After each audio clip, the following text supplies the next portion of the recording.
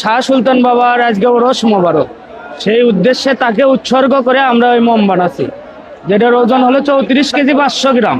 এটা বানাতে সময় লাগে 1 সপ্তাহের মতো, নিজেরাই বানাইছি। 10,000 প্লাস, ওটার পিছনে 10,000 প্লাস, তাছাড়া আনুষ্ঠানিক আরো খরচ আছে। ঘুরতে বেড়াতে আলাম, আসে দেখলাম বিশাল বড় একটা মোমবাতি জ্বালানো। এত বড় মোমবাতি আর কোনো জায়গায় দেখিনি। পুরোটাই জ্বলবে কি জ্বলবে না আমরা জানি না, একদিনে তো জ্বলা সম্ভব না। এই পর্যন্ত মোমবাতি দেখিনি, কিন্তু এবারই প্রথম দেখা। কাছে ছোটবেলা দেখছি, এবারকার দৃশ্য অন্যরকম, মানে আগেকার সাথে আমার মনে হয় বেশি হচ্ছে।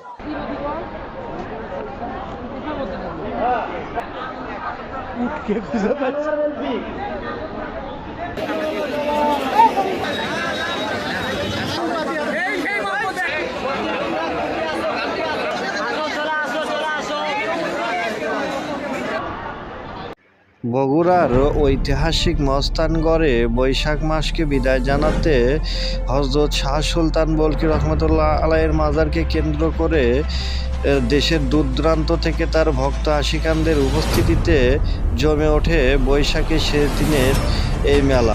কথিত আছে এই মেলা প্রায় 400 বছরের ঐতিহ্য বহন করে আসছে। সারা দেশ থেকে আগত বিভিন্ন সাধু ও ভক্তদের সমারোহে এই মেলায় বিভিন্ন ধরনের সাজসজ্জায় রূপান্তরিত হয়ে পরিণত হয় পাগলা ভক্তদের মিলন মেলায়। দর্শনার্থীরা বলেন, তারা মনের আশা আকাঙ্ক্ষাকে পূর্ণ করতে মানতের উদ্দেশ্যে তারা এই মস্তানগড়ে শেষ বৈশাখীর আসেন। বেঁচে আছি কি না মরে গেছি সাথী,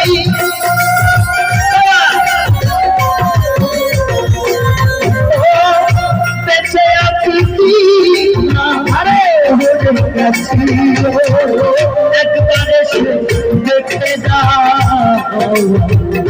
কত সুখে আছি, একবারে সে দেখতে যাও। সুলতান বাবা এসে ভোরে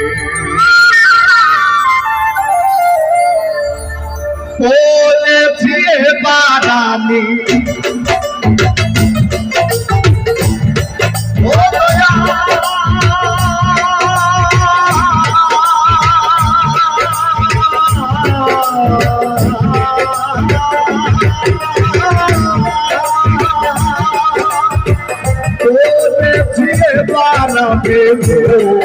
সাগরে